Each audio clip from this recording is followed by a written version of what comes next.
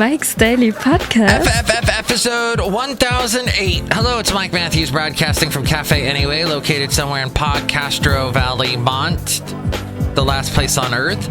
Today, it's the return of the much-loved feature, Mike's Scavenger Hunt. We haven't done this in a while, where you'll try to find an interesting place that I have found. Plus, we hear from Benita, the Disgruntled Fiddle Player, the Brewmaster, and the... Mike's Daily Podcast. Daily Haley. Yes, Haley stops by, and we have an interesting discussion about a random mix of stuff. Mike's Daily Podcast. So I guess we've discovered gravitational waves. Those are those things that make sure that we don't float away and keep us attracted to big objects like Earth with massive weight. Isn't it wonderful to be living out here in space? This is happening at the Laser Interferometer Mike's Daily Podcast. Gravitational-Wave Observatory, if you didn't know. This will help us learn more about our universe and its exploratory. Mike's Well, that's it. Daily I'm done trying to rhyme things. Podcast. Now I'll just whine Yeah. things. Wah. Yeah. Gravitational waves. So, yes, we've been trying to find gravitational waves in a myriad of ways to why that we are stuck to big things. The way I was told about gravity is that gravity, it's got a hold on me. It's a John Mayer song, but it's actually also sort of like a big bed. Gravity's like a big bed. You look at regular space, and there's a gravitational pull as a big mattress. And then when you put a big bowling ball in the middle of the mattress, if you take little marbles, the little marbles are attracted to the bowling ball because it's caused a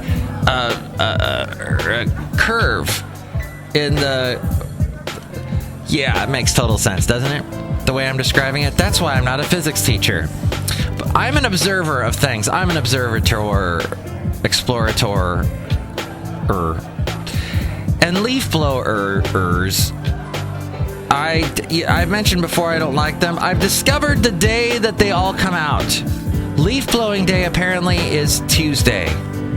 No matter where you are, it seems that all the leaf blowers come out Tuesday. Yes, some come out on the weekend, but they come out in force, in mass, on Tuesday. Just so you know, and you're prepared, that if you were going to sleep in on Tuesday, let's say you had the day off, forget it. Leaf blowers are everywhere. Even at my radio job, there was a guy that came over with one of those air blower thingies, those little ones, and he goes, I'm going to clean the computer and the area, and he starts with the little air thing blowing it.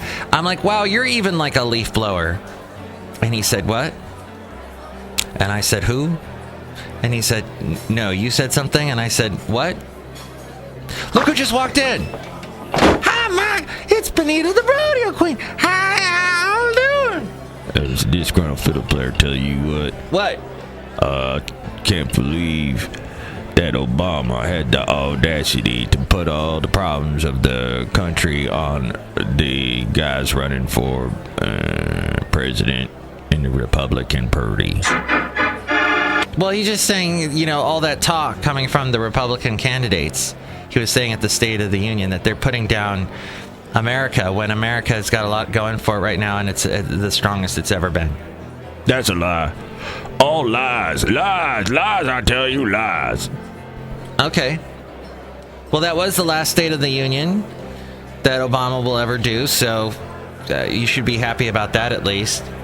No, I'm a little bit sad, because now I'll have no one to hate. Oh, okay. Look who else just walked in. Hello, Mike. I make the root beer. I'm the brewmaster. Oh, boy. Brewmaster, can you tell what sort of root beer I want? Judging by the face that you have on your head, I can tell that you want one of my delicious Earth beers. Well, now the BBC has come up with ways of figuring out what channel you want to watch. They've come up with this mind-reading channel changer, and you just attach these like electrodes to your head, and it can pick what show you want to watch. That would mean that I'd always be on the Playboy channel. But thank you. Good night. I don't get that joke. It's just that there's beautiful women, and I would want to see them constantly, because I'm a creep. Beauty is a wonderful thing, and it's in the eye of the beholder. It is? What part of the eye? I don't know. Why do you have to ask me these things? I'm not a physician, sis. Teacher. Oh boy, I make the earth beer. Okay, we've explained all that, cleared all that up. But yeah, so that's what they've really done that. They've come up with a way, and now we'll see. It's successfully worked, and this would be great for someone who cannot, for some reason, use a controller, so they can now just use their mind. It's amazing. We're in 2016, everybody. That's crazy. That's wild stuff. All right. But there's more. Basil, my dog, can remember things. It's the strangest thing. We were walking yesterday, as we are wont to do, and we're walking in this park. We hadn't been to this park in a long time. And long ago, when I was married, there was a wonderful day. It was a sunny day, and there's, nice thick grass.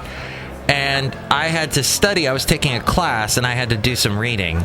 And my wife at the time said, "Hey, why don't we go to this park and put out a blanket, and you can read, and I can relax, and we'll bring the dog. It'll be a wonderful little family, two people in love type fun day." So we went, and there were, butterflies in the sky. Well, in my memory, there was butterflies flying around. And then that's what I guess, ad-libbed that. But, and Basil was there sitting on the blanket we had, and it was just a beautiful day. He pulled me yesterday, and this was years ago. Yesterday, my dog pulled me right to the spot where we sat on the blanket. Like, he pulled me there. I am not lying about this. This is so weird. It happened as if he remembered it. So I sat down on the grass with my dog and I petted him. I'm like, you know what? Why detract from the memory of this spot? Let's make it it's still a happy spot. I'm going to pet my dog. And he was happy, and then he went and he peed on me. No, but dogs, when they're happy about a particular place and they want to mark it, they mark it. Not with a marker, but with their pee-pee. I banged my ankle bone on accident in the stupidest way yesterday. I've got this big metal door, because living in the Bay Area, you gotta have big metal doors, because everybody's security crazy, and that's just the way it is. And I've lived in this house now almost 7 years, and I banged the part of the bone of the ankle, and oh my gosh, it hurt all day. It still kind of hurts. Stupid. Don't you love stupid accidents like that? Just a little. I was just trying to leave in a hurry because I got to get out of my house early at 4 a.m. And I just smacked it. I was putting my dog outside, and bam. Crazy. Oh, that X's and O's song, I love it. It's everywhere. I'm hearing it everywhere. The Rob Schneider's daughter. It's crazy. I love it. It's wild stuff. And then finally, gas prices are going down. I like that. That's wonderful. And I also was warmed by the memory of Pup and Taco. When I was a kid in the 70s, there was a place near me called Pup and Taco. Pup and Taco. And I had no idea why it was called that as a kid. Of course, later I figured out, they mean hot dogs and tacos. They make hot dogs, chili dogs, and tacos. But it was like, imagine the most 70s, like, feathered hair run, teenagers running it, and teenagers eating there, that kind of place. That's what this was. So 70s. Imagine that. Fast Times at Ridgemont High. Okay, that's 80s, but that kind of feel was that Pup and Taco. And finally, I know this is like the third or fifth finally I've done, but I've realized I'm one of those people that moves slow. As I've moved so slow through these topics, but I'm one of these people that I remember my ex-wife, I used to drive her crazy because it seemed like she was always waiting for me. Like I always, even though she's the one that had to put on the makeup and do the hair just right, and I had no hair. I have no hair, and that takes a lot of preparation time out of my schedule because I don't have to comb and blow dry my hair and condition it and everything. And she was still waiting for me instead of the other way around. I don't know what. Am I just slow? I don't get it. Look, there's the website, mikesdailypodcast.com. And it's a wonderful place full of magical memories, like little spots where you put a blanket and sit with your loved one and try and read a book, but you can't because you just start making out. With my ex-wife, not with my dog. Back then. Not with my ex-wife now. No. That doesn't happen now. No. That's gone. That's how it is after a divorce, usually. I don't know, some couples get back together. That's wild, crazy stuff, too. It's the gravitational waves. But not us. No, we're just friends. But my dog remembers the good times. And dogs do that. Pup and taco. Yeah, so all of that is at mikesdailypodcast.com, the blog, daily podcast picture, all my past interviews. And if you want to help us out through the Amazon, help us out there by clicking on that and buying something, whatever it was you were going to buy on Amazon. Click on that and buy it, and it makes us a little bit of money, not much. And you can also help us out through the PayPal and make a donation, and you can become an inglorious Mike's Daily Podcaster there at mikesdailypodcast.com. And if you want to email us and comment in the section emails from email and your common not so comments, there's the emails mikesdailypodcast@gmail.com, and we're on Facebook too and Twitter. You can reply and comment at all those places. All right, now the segment we haven't done in a long time, the Scavenger Hunt. Mike's Scavenger Hunt. We're looking for a place that I've been to. Try and figure out where this is, and then I'll tell you at the very, very end in an interesting way. This place is known as Butterfly Town, USA. It's got a wonderful little lighthouse. When I used to live in Ventura, oh my gosh, it was also the location for Turner and Hooch. And people think that my dog Basil the Boxer is actually the dog from Turner and Hooch, when it's not. That's a Mastiff, and my dog is a Boxer. But this place also, I used to take trips up from Ventura, California, and I would, instead of booking a flight and going somewhere exotic on my vacations, I would just drive up north to the Bay Area, where I live now, nicely enough. And I would I used to like to stay at this place because there would be like little deer running around. There's a beautiful view of the ocean. One time I had a really bad, this was around the time that the Red Hot Chili Peppers released one of my favorite songs, Other Side, and I had a really bad back situation. I had hurt my back somehow, and I took a couple, just like aspirin, went in the jacuzzi at this hotel I was staying at this place, and then took a nap, and when I woke up, my back was 100% better. It was like the pain was gone, even though I'd been walking around with this pain for days. So this place has sort of miraculous benefits to it. It has a lot of bed and breakfast inns, which is where I stayed at one. It only has a population of about 15,000. It's located near Monterey. And let's see, what else can I say about it? It's all right. I'll have this lady say what it is. Oh, it's also nicknamed America's Last Hometown. Okay.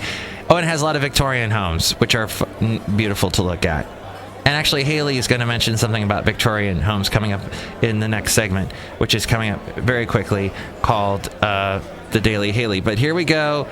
It is... Well, Pacific Grove is formally apologizing for its racist and discriminatory housing practices of the past. In a letter to the National Association for the Advancement of Colored People, the city's mayor names a number of minority groups that the city discriminated against and offers an official apology. Apparently, it's also a very racist place. That's wonderful. Okay, that's... hopefully they get that figured out. And it's near Carmel by the sea and that whole beautiful little area of California. Yes, Pacific Grove. I love visiting Pacific Grove. I have taken many a picture there. It was founded in 1875 by a group of Methodists who modeled the town after Ocean Grove, New Jersey. In time, the butterflies, fragrant pines, and fresh sea air brought others to the Pacific Grove Retreat, which was founded there to rest and meditate. All right. Now, let's go outside a cafe anyway. We're bringing you Mike's Daily Podcast somewhere in Podcastro Valley and bring you this next segment. The Daily Haley. The almost Daily Haley. I need some information first. Just the basic facts. Can you show me where it hurts? There is no pain, you are receding. A distant ship smoke on the horizon. You are only coming through in waves. Your lips move, but I can't hear what you're saying. When I was a child, I had a fever. My hands felt just like two balloons. Now I got that feeling once again. I can't explain, you would not understand. This is not how I am. Alright, you take this part. I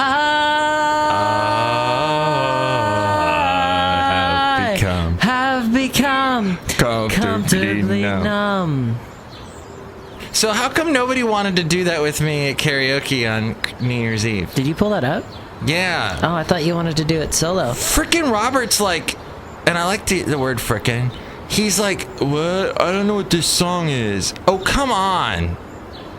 You're How can he not? older than Haley. Yeah, he should, especially if he hangs out with you. Yeah. Pink Floyd, come on. The Wall. The Wall. But your favorite's Dark Side of the Moon, isn't it? No, Wish You Were Here. I do like Wish You Were Here as an album completely. There's a few tracks off of The Wall that are my favorites, though, like Goodbye Blue Sky and Is There Anyone Out There? Is there anybody out there? The guitar part in that is beautiful. Oh, yeah. Run, you better... Run Like Hell, there's that song. That's got that do. Not one of my favorites. But yeah, they have a couple that just... They sound delightfully cheery with like a dark undertone to them, and that's really my favorite kind of songs. That's why I like, the Goodbye Blue Sky. Did you ever hear the falling bombs? Yeah. Of course, we don't need no education. We don't need no thought control. I think I was watching no dark sarcasm in the classroom. People, keep your kids at home and homeschool them like Haley. Did you say that to your mom when she was homeschooling you? No. Teacher, leave us kids alone. She played that song a lot, though. Really? My dad did. My mom and my dad, actually. Did you know when they did that in concert, when they were touring back in the 80s, they wore headphones on stage? Did they? I saw a picture. But there's got to be a concert show. I mean, there's the weird movie. Have you seen I love The Wall? the movie. With Bob Geldof. I love the movie. Shaving off his eyebrows. I love that the character's name is Pink. Pink. Yeah. Yeah. Yeah. And all the animation.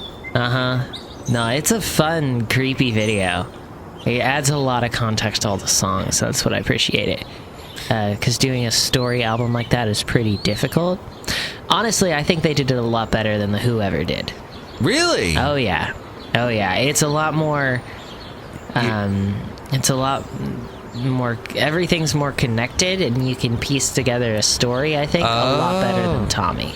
Oh. And Quadrophenia was just a mess. Did you ever see the Tommy with Anne Margaret and Oliver? I forget his name. All the other ones. I performed Tommy. Oh, Yeah. what part did you play? I was just an ensemble, but I was in Wow. the production of it. And you sang the Pinball Wizard song? Yeah, actually I did. And See Me, Hear Me, and... No, that's a Tommy song. Oh. What's that one? Did you know that Yeah, the one that's like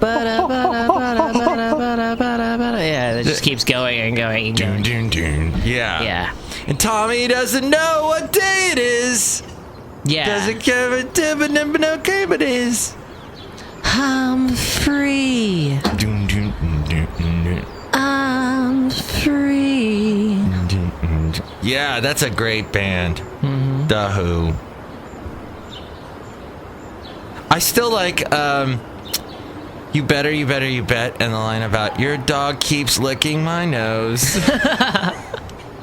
Because dogs like to lick noses. Dogs like to lick noses, yeah. It's a strange thing. Well, how's Becca doing? Well, she's well. Good. I was at her house yesterday and we played Dynasty Warriors. Oh, that's your favorite game. It's educational. It's definitely my favorite game series, and it is educational. And there's... in a fictional way. Because you learn all about China. Well, I learned that one of, like, the main people of one of the Chinese families that tried to unite China, who died, and his son took over, but, like, his dad wrote The Art of War. Oh. Yeah. I have not read that. I haven't read it either. The Art of War. But it came out of the Wu family. And the guy's name was Sun something. Wu, there it is. And I never knew this. The Art of War. Mm-hmm. I'm not a warrior. No. I'm a lover, not a fighter. I'm a toothbrusher. That's what I am. I'm a joker. I'm a smoker. I'm a midnight toker. I can't be labeled. Don't put a definition on me. How's your video thing going, where you're making videos of yourself? I made one. I'm good at this. I'm sorry I'm in it. I'm sorry. I feel like I detract from it. No, it's fine. There's like this big blob that keeps going, hey, what's going on? What are you doing? I did start recording when you were right there. Yeah. So. What are you doing here, off mic? Okay. So I had to wake up, Haley. Haley, what do you dream about in your dreams? I wonder what Haley dreams are like. I had a dream that I can't remember the exact context of it, but there was this old Victorian house, and there was a bunch of, like, portraits on the wall. Oh. And everything in it was old-fashioned and also black and white. Huh. And all the portraits were talking to each other, and they were discussing this newfangled technology because there was a light switch on the wall. Oh my God, that is like a children's novel right there. Right? Your dreams are money. We could turn your dreams into children books. No, that was a while ago. So. Oh, that wasn't last night? No, I don't dream that much recently. Yeah, I had a good one, but I don't remember what it was last night. Yeah, that happens. See, when an alarm wakes you up, some people can remember their dreams that way. I can't. And then I remember the dreams when I sleep in. Because they kind of like, my mind runs out of material, and then it just keeps looping, and then I just remember it then. No, it always fades out for me no matter what. Dreams. Dreams. And that's dreams. Would you like to sing a song by the Everly Brothers now? No. Oh. Thought you were going to go into dream. No, that was Beck. Oh. That was Beck? Yeah. Okay. It's kind of a new song. It's called Dreams. Oh. By the artist Beck. who did the song called Dreams. He doesn't seem... Kind of a new song. He doesn't age. No. He still looks like a little kid, like Billy Joe Armstrong from Green Day. He's just gonna constantly look like he just wandered in from the closest like trailer park. Yeah, he has that showed trailer. up and he was like, "Hey, you got any weed? Sure, I'll sing a song. I suck. That's what he looks. Shoot me in the face." He's a Scientologist, though. Is he? I didn't know that. Do they believe in heaven? No. They believe in like alien heaven? Something like that. I'm not totally versed on the Scientology of today. Do you have to go to church every Sunday? No. Oh, okay. I sleep in. Me too. But, you know, they were trying to wave a carrot in front of my face, Robert and Christy. Yeah. Come on, Mike, go to church and you'll meet a girl. Yeah. Oh, and then I met this other guy at his church, and he's like, "Mike, are you single?" I'm like, "Yeah," and he says, "Oh, we got women falling out of the windows here. There's so many women here at the church, Mike. We'll fix you up." That's such a weird thing to say. That's so weird. Yeah. It's like, I go to church to pick up chicks. And the Lord. And the Lord? Yeah. Uh-huh. What's your favorite book in the Bible? Can you imagine Rob Black asking Tony Mendez that question? Oh, he totally would. I can't wait to hear them on a Friday do that. What's your favorite book? Yeah, I'm trying to think mine. I kind of like Genesis because it says sci-fi strange. Not really. Like, it's so long. And in Revelations is sci-fi weird. I like Revelations because of how sci-fi weird it is. Yeah. I like Matthew because that's my last name with an S. And it's the first book of the New Testament. What's the shortest one? Esther or No, it's something close to Esther. Luxembourg? Yeah, I think it's Underberg. That's our favorite book in the Bible is Underberg. You ever read any of the, what's it called? The ones outside of the Bible, but could have been put into canonized into the Bible? I feel like I did. Like, okay, I remember, like, I don't remember. Oh, it was my great aunt had died. Bless her soul. She was like 92. Wonderful lady. Whoa! Wonderfully nice lady. 92. And she had died, and I was 8 at this time. So I was still with my mom everywhere she went, and my mom was her trustee.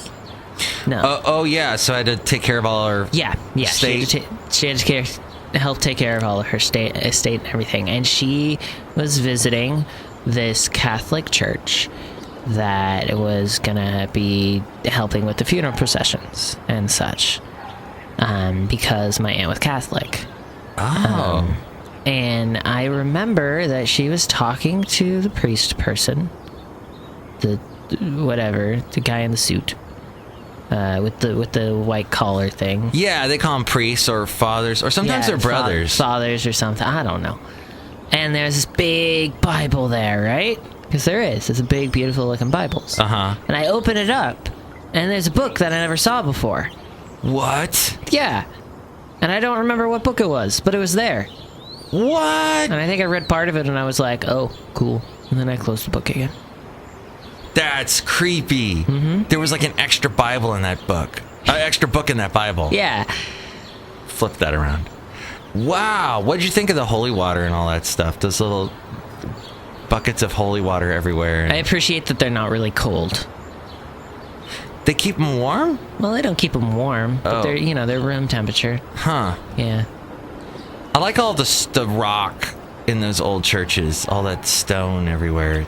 Have you visited the church in like downtown San Jose, near where the tech museum is and stuff? No. They let you walk around in there, and there's a bunch of artwork and stuff. It's really pretty. Ooh, I'll have to go there. That's downtown? You know where, like, the tech museum is? Yes. It's in that same little square area. Oh, okay. Yes, I there's know. a couple different places you can visit around there. It's fun. Do you know what I want to do is maybe after work someday, because we're here in Fremont right now at the moment. No, we're at Cafe anyway. We're in Podcaster Valleymont. Right. Anyway, if I were to leave from Fremont, there's a bus that can take me all the way to San Jose. That's true. Called the 801 Express or something. No, the 801 is the one I take in the middle of the night. Don't take the 801. Why do you take it in the middle of the night? Because I need to get here in the middle of the morning. Oh, that's right. Okay, I won't take that one then. But something goes to San Jose, and I should go down there. And I had a friend who used to take that a couple times a week down to San Jose State. Yeah. There's a really good breakfast place right by San Jose State. They have excellent omelets and the best huevos rancheros I've ever tasted. Oh, no, you have to tell me this place. I don't know what it's called. I just know it's very close to their campus. Kevin will know. And it's great, amazing if you're hungover. Well, I have to go to this place because, okay, so Kevin went to San Jose State, right? Addendum with Kevin.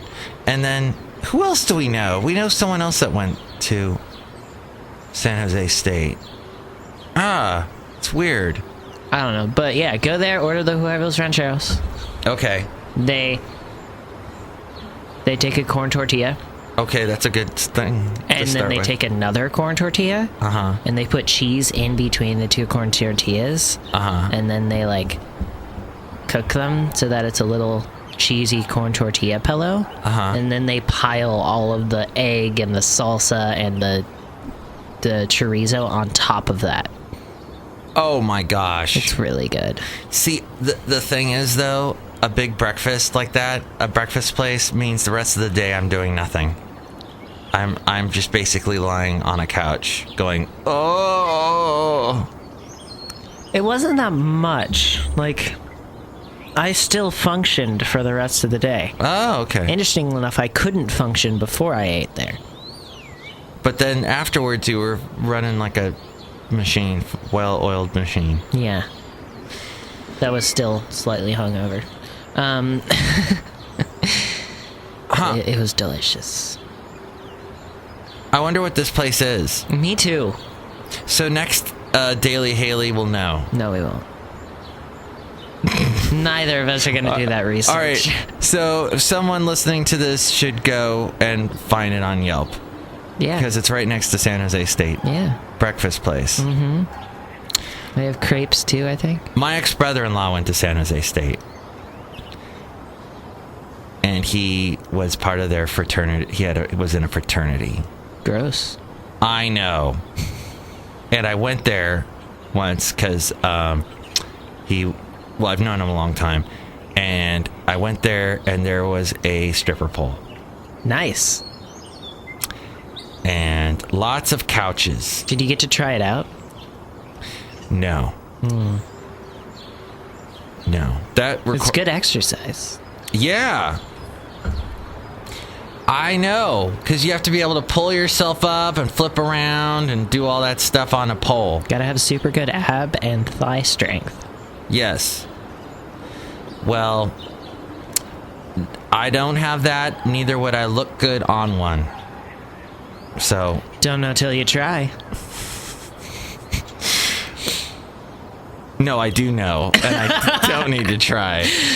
But thank you. That was some great words of advice from Haley. Some great song recommendations from Haley. Some great breakfast places. Check out. We learned a lot from Haley today. Oh, and books to read. Art of War. Should read that book. And then...